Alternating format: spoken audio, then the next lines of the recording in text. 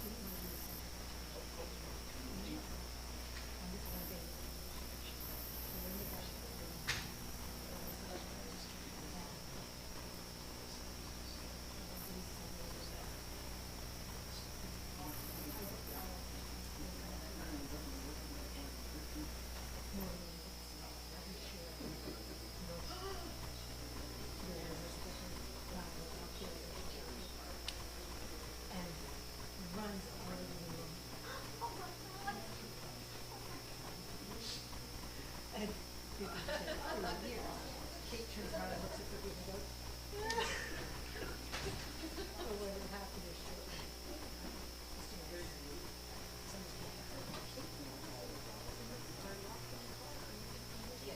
until they can straight line and do that tomorrow.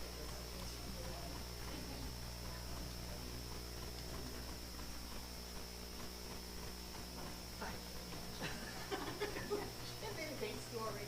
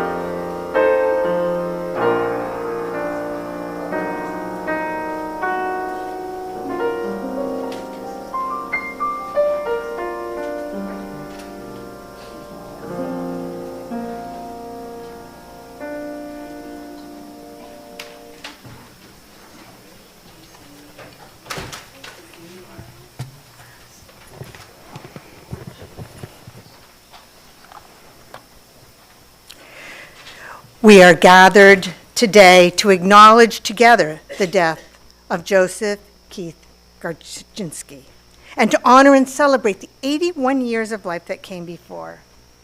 On behalf of Joe's loved ones, especially Joey, I thank you for your presence here today, either in person or online. At a time such as this, it is good to be together, and your travels from near or far to be here are very much appreciated. There is rarely a good time for death. Death, whether it comes quickly or slowly, expected or unexpectedly, ends our current relationship with the one now gone from us. Death disrupts our lives and our plans and leaves a hole in our heart where our loved one, our friend, is supposed to be. Death challenges us to create a new relationship of memory. To that end, it is good to tell our stories, and today we'll tell stories during the service, and there'll be a chance for anyone who wishes to share just a brief memory of the time you shared with Joe. Later, after the service, and in the weeks and months ahead, stories will continue to be told. For each person here holds only a piece of the whole picture of the person that was Joe. By sharing together, we create a more whole and lasting tapestry. By sharing together and weaving together the threads we each hold, we create a more full and rich tapestry of the life we now honor.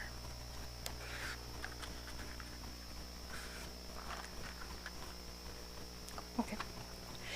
Joey will now light our chalice. Those who know them, I invite you to say the traditional words while the others listen. We write this: in the warmth of love, we gather to seek, to sustain, and to share. A reading titled Autumn's Story by Joshua Mason Polwick. Autumn's story does not promise an end to suffering and mourning and tears. Autumn's story does not promise eternity to any particular soul. It does not claim that we will achieve perfection.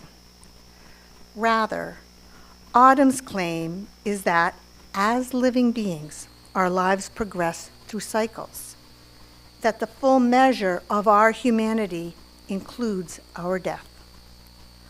Autumn's promise is that we have available to us the possibility of wholeness in life, but our wholeness includes our dying. Autumn challenges us not to give ourselves over to visions of eternity sketched out in ancient texts, but to align ourselves with the spirit of life which flows within us and among us and carries us to our ultimate physical end. As the leaves fall in the November wind, autumn's story is one of imperfection. You will mourn, you will make mistakes, you will grieve, you will cause pain, and you will feel pain. You will die. But that same wind that buffets leaves as they descend from branch to earth says as well that the Spirit of life is with us through it all, available to us, a guide, a source of strength and solace. To align ourselves with the falling leaves, to open ourselves up to the sadness and which accompanies our living and dying, is not to surrender to something beyond our control. Rather, it is a movement of reconciliation with nature, nature's way, and the spirit of life. Now we have a musical offering.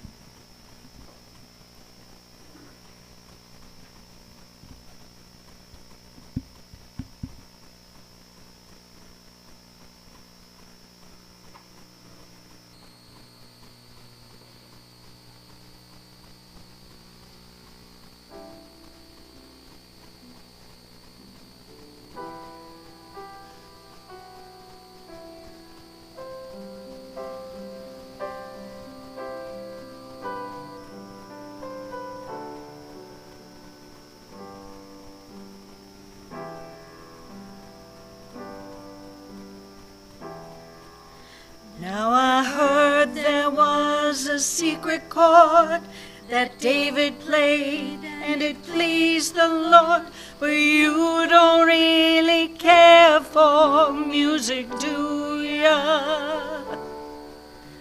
It goes like this: the fourth, the fifth, the minor fall, the major lift, the baffled king compose an hallelujah, hallelujah, hallelujah, hallelujah,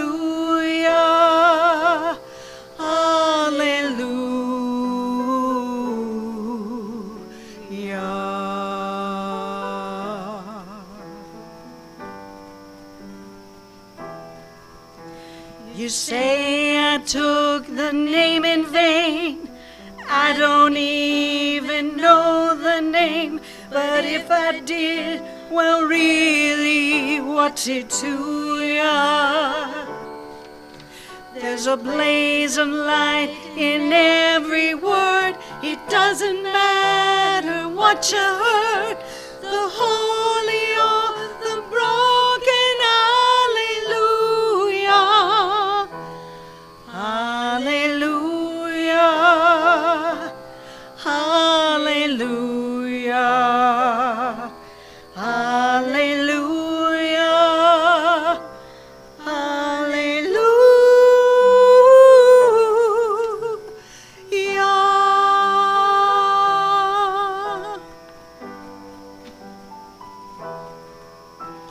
I did my best, it wasn't much. I couldn't feel, so I tried to touch. I told the truth, I didn't come to fool ya. And even though it all went wrong, I'd stand before the Lord a song, and nothing on my tongue but hallelujah, hallelujah.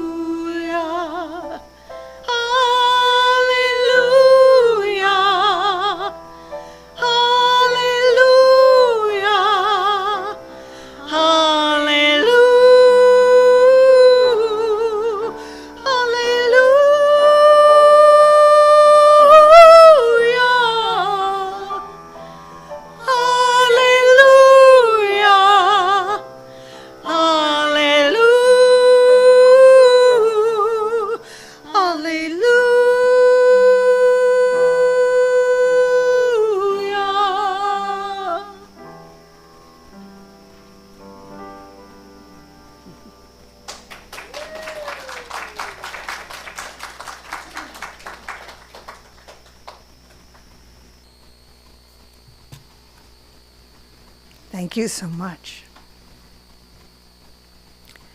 A reading from Hazel Rogers Grendler. You must not grieve for me. Death does not change our love for one another. That love still lives on. It does not lessen. Always, I am yours and you are mine.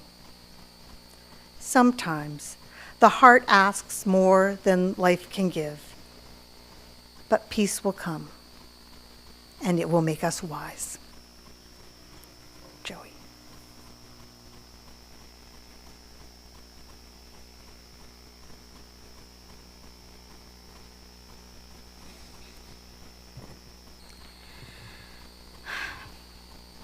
I want to thank all of you for coming today and thank those who are attending online.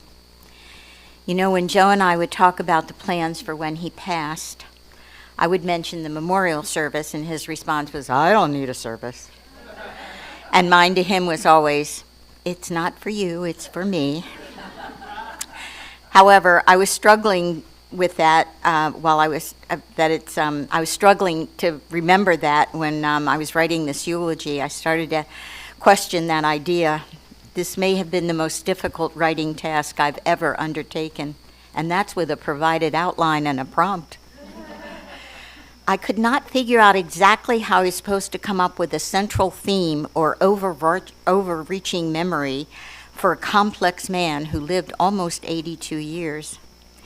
Every time I would come up with an exemplary trait, for example, he was extremely smart, I would also remember something that he did that was really dumb.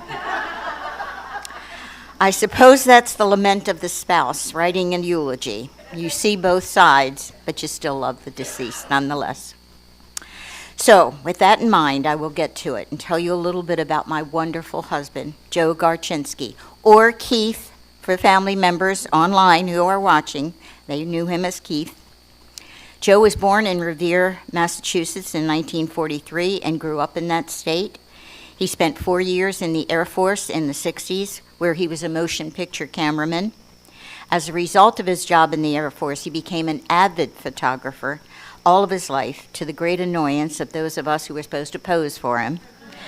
After the Air Force, and even before, he held so many jobs, you just can't imagine, including, but not limited to, art packer at the Museum of Art in Baltimore, bartender, diver, machinist, marine salvage tech, police officer, roofer, salesperson, telephone pole climber, teacher, tutor, and pretty much every kind of construction job having to do with carpentry. And that was only a partial list. All of his experience culminated in his establishing his own company, Central Trim, which he owned and operated from 1997 to his retirement in 2005. When he retired, he was doing high-end stair work on new construction homes. And let me tell you, that's a very exacting kind of work. I've already mentioned how smart Joe was. Not only was he smart, he was a true lifelong learner. He relished learning and was always at home in an academic setting. He earned a BA in psychology from the University of Massachusetts in Boston in 1976, graduating magna cum laude. He received his master's degree in instructional technology from the University of Massachusetts Amherst in 1996, where he also graduated with honors. He got his teacher certification from Keene State College in Keene, New Hampshire in 1992. And previous to those degrees, in 1973, he received an AA degree from North Shore Community College in General Studies. In addition to formal institutions and degrees, he studied anything and everything that interested him. When he wanted to learn about celestial navigation, he signed up at the Chapman School of Seamanship in South Florida. When he wanted to learn how to do surveying, he did a semester at Paul Smith College in the Adirondacks. He was involved as a student, volunteer, and/or teacher at numerous community colleges in Massachusetts, in Maryland, and in Florida. His learning did not stop with formal institutions. When we volunteered at the Orlando Wetlands Park as guides, he memorized the names of all the wildflowers and the birds we were asked about by the visitors. He even knew the names, most of the Latin names of the flowers, but that was just showing off. My favorite example, though, of his lust for knowledge occurred late in his life. When Florida legalized medical marijuana in 2016, Joe signed up for his medical marijuana license, and he also signed up for extensive classes and brought home several very thick textbooks from Curaleaf. He knew more about the product than most of the people in the dispensaries. When we served as volunteer guides at the Orlando Wetlands Park, it was a role we were both familiar with. In his obituary, I mentioned several of the ways he volunteered in the community here in Florida, but volunteering was something that he did throughout his life, starting when he was getting his first BA degree in Massachusetts in the 70s. The reason I believe that he loved the Orlando Wetlands Park volunteer work so much, though, is that he was a true nature lover. When he first started at UMass, he planned a major in forestry. He wanted to become a forest ranger, and many of his pursuits outside of his working life really reflected that. He made a camper out of me, and that was an accomplishment. One of his favorite accomplishments, though, was his ability to determine which tree a sample leaf came from. You could give him the leaf, and he could look at the leaf and say, oh, yeah, that was an oak, or that was... he did show off a lot. No, he did. He did an outward bound experience in the late, I think, 80s or early 90s. I'm not exactly sure when. Anyway, he considered it one of the highlights of his life. I first met Joe in 1976 when we both worked for the Mayor's Office of Manpower Resources in Baltimore, Maryland. Joe was living with his friend Monty, whom he had met in the Air Force, and Monty was from Maryland. Both of us had been married before, and I don't think either of us was ready to jump back into that state again. Not then, anyway. But we did move in together shortly after we started dating. If you knew us over the decades, you know that we had a rather tumultuous relationship. We lived together in New Hampshire, in Maryland, and in Florida at different times. And we were together on and off for 31 years before we actually got married in 2007. On one of our breaks, I married somebody else.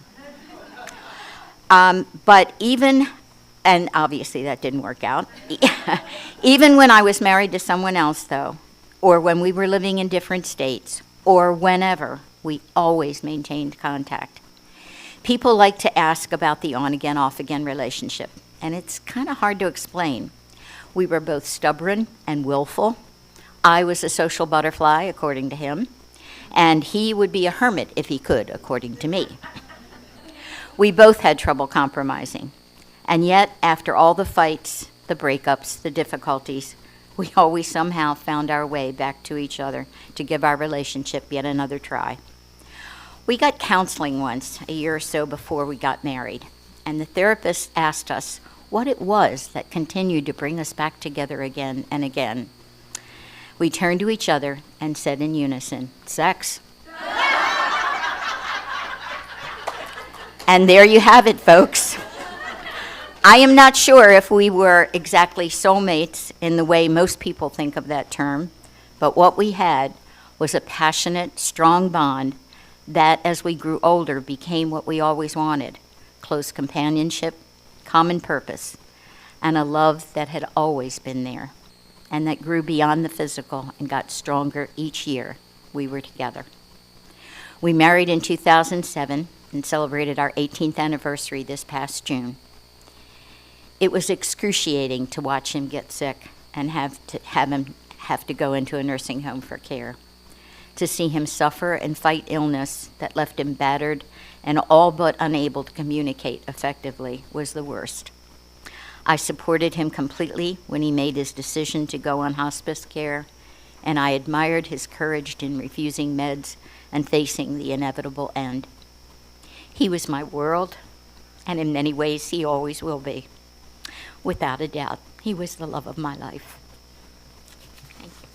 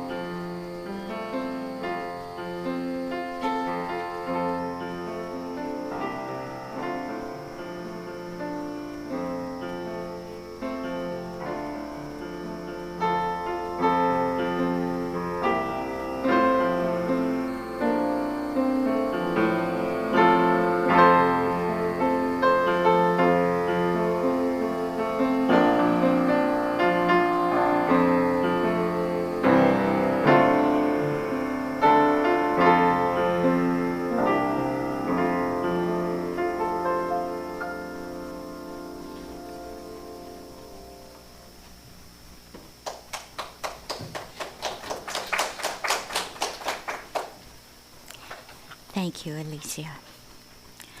Um, gosh.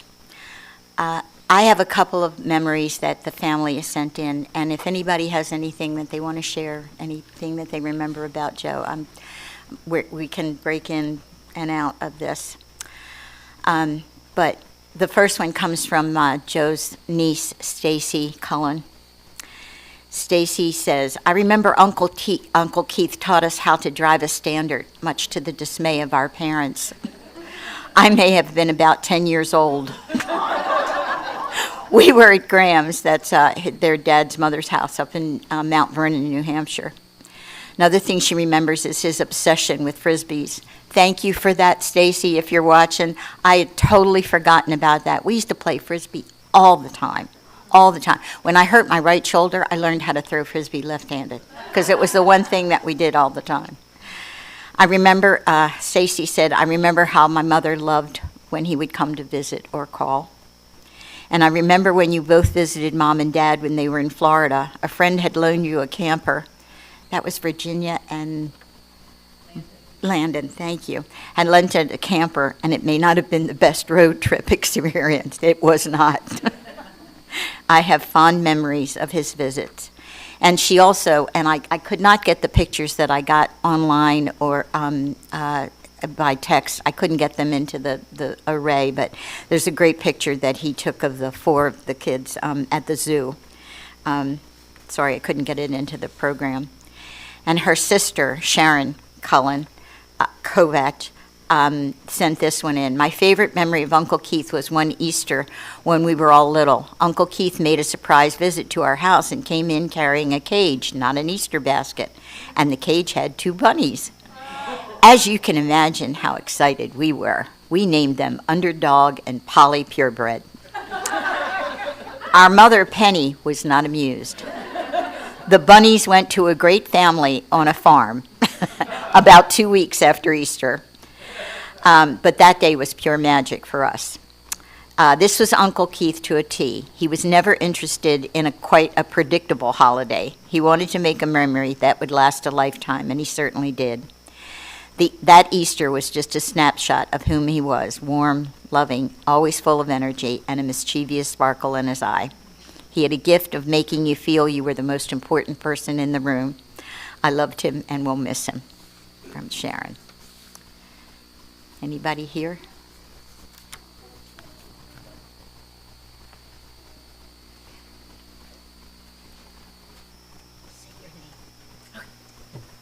Hi, I'm Chloe McElroy.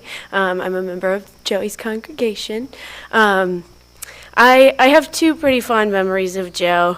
The very first one is mostly just him and Joey coming over to my house with just lots of furniture when I first moved in because I had absolutely nothing. And they came over 2 or 3 times to help. And this is, well, Joe was starting to not feel super great. So I'm like, let me help, let me pick this up. And he's like, no, I'm going to do it, I got it. And so I was just like trying to help out and him just being stubborn but very sweet in the same sense.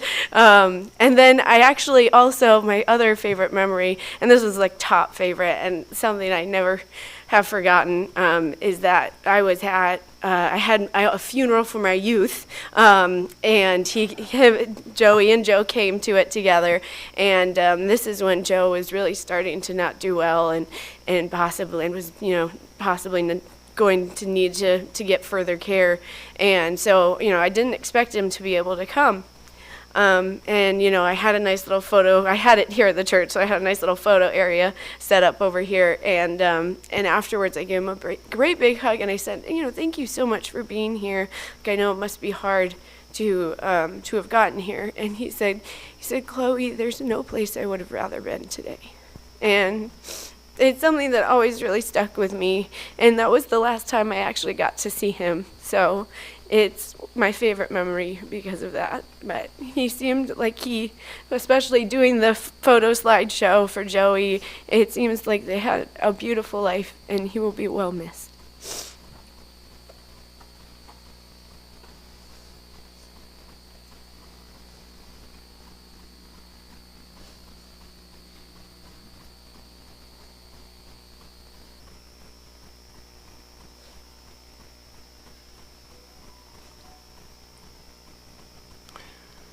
William and I did not know Joe, except that he was the husband of our friend Joey.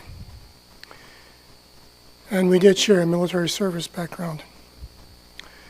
William and I went to visit Joe at the facility where he was staying, near the Lake Baldwin VA facility. We had a very wonderful visit with Joe. He was alert, responsive, and we visited for about 30 minutes. While we were there, we learned that Joe liked bananas. And after Ray and I had left and we went to the cafeteria there at the facility, we saw that they had bananas for sale. And so we got a banana and brought that back for Joe. As we were leaving Joe, we gave Joe a salute. For you, Joe.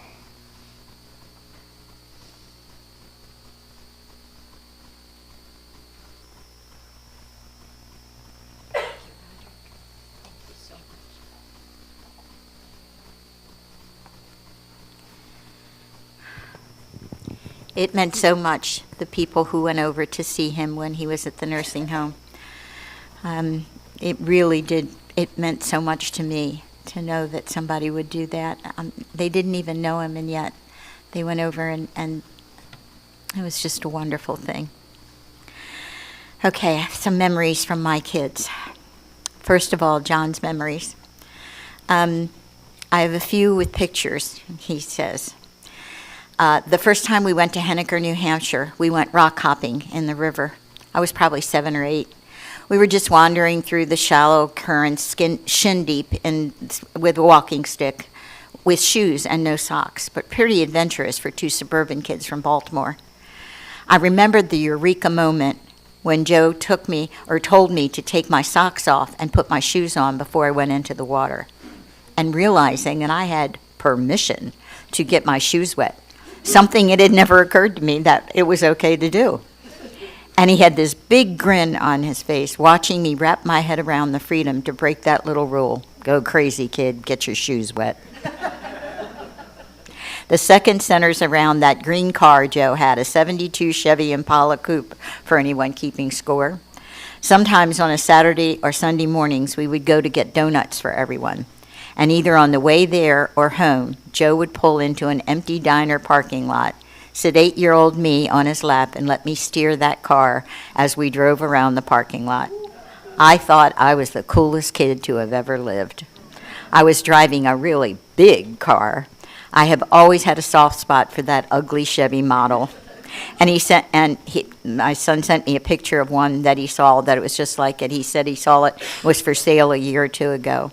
He concludes saying, I thought driving that car was the coolest thing I had ever done, and I'm grinning just remembering it. John also almost did not include this last one, but I'm glad he did. This one John called the culinary mind, fill in the blank. That was the grilled Garchi. A grilled cheese variant that included wheat bread, white American cheese, thinly sliced tomato, an Italian seasoning on it. But I don't think I'm a capable enough writer to express how much trouble I had wrapping my head around the idea that a grilled cheese could be anything other than white bread and factory-sliced yellow American cheese. Damn, those sandwiches were tasty, though. Michael's memories. This Joe story just popped into my head. There were a lot of Friday nights when he would do well in poker. And he would show up about 10 p.m. with about a dozen or so crabs, and we would sit and eat late-night crabs. This is Maryland, folks. Keeping that in mind. It seemed to happen so much, I often wondered if his friends sucked at poker or he cheated. Another thing that Michael reminded me of was his reading the kids' stories. Actually, there's a picture in there where he's reading one to one of my granddaughters, and I think it's the Captain Smudge one, which is the one he remembered. One of the characters in that book was named Large Marge, and the kids got a kick out of Joe's New England accent, as he called her, Large Marge. That would crack them up every time.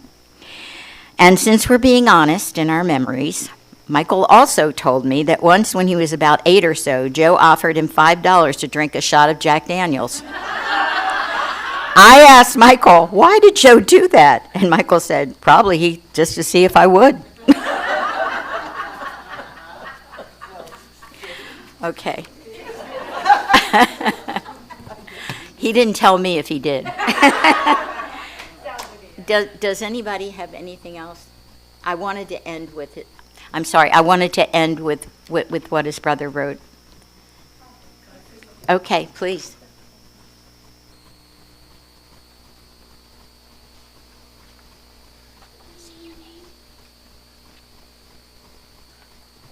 My name is Miak. And this isn't directly about Joe, but it's about Marley, who is the dog that Joey recently adopted. And, you know, sometimes we lose the person that we depend on in our life, but if we're really lucky, we'll find someone to take care of us when our loved one, our person, can't take care of us anymore. So thank you, Joey.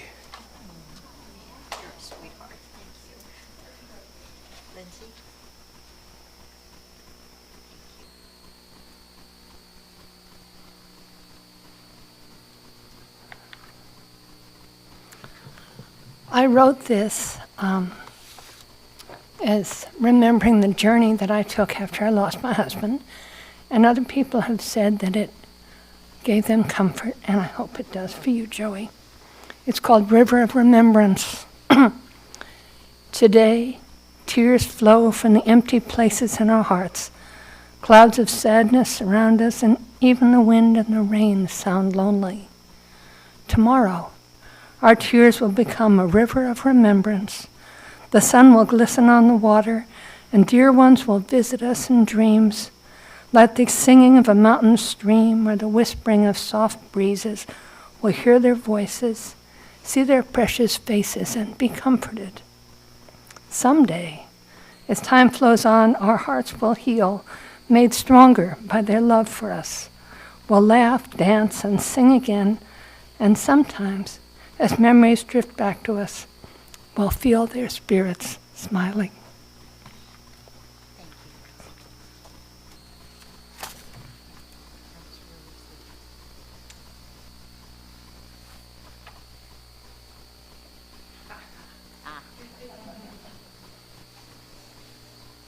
This is the great Selena.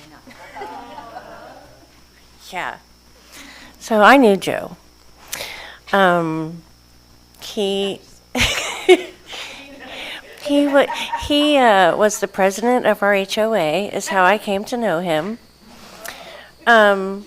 He was kind of known as the old curmudgeon in the neighborhood. But through that, I came to know Joey. And though I never quite figured it out, how the two of them were together. Sex.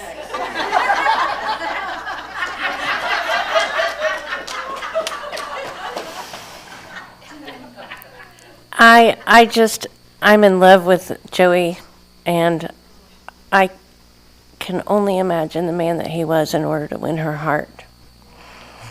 And I'm just so thankful to have her in my community and in my life. And Joe brought us together. That's so sweet. I love you. You're the best. And we all love you because you are the great Selena.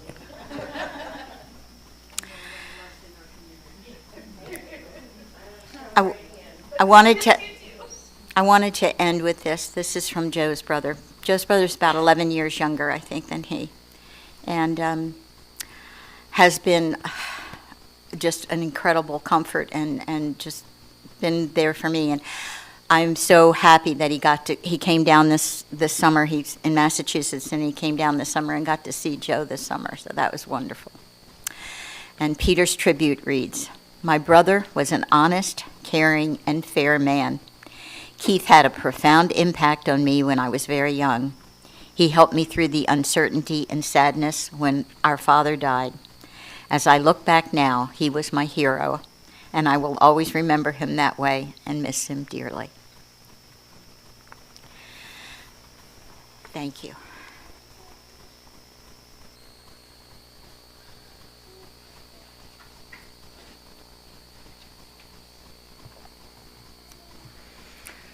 words from Reverend Beth Miller. Let our lives be about thank you. Let our lives be about praise. Praise everything. The beauty of the mutilated world, the joy of eye and ear and touch and scent. Why? Because it is so much better than lament. It is so much more useful than despair. Hopelessness leaves us with no possibilities and no options. Lament is necessary, but we must not get stuck there. Despair is the end of the road. As we prepare for the closing hymn and the closing reading from Joey, may we remember that one who has given so much can never be truly gone from us. He is a part of us, as there are still stories to be told and tales to be passed on.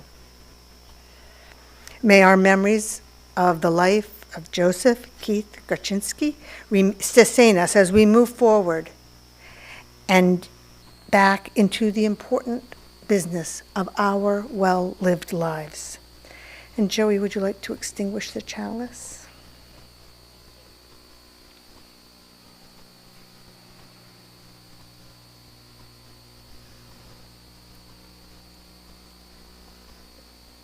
And again, I invite the members of the congregation to recite the words.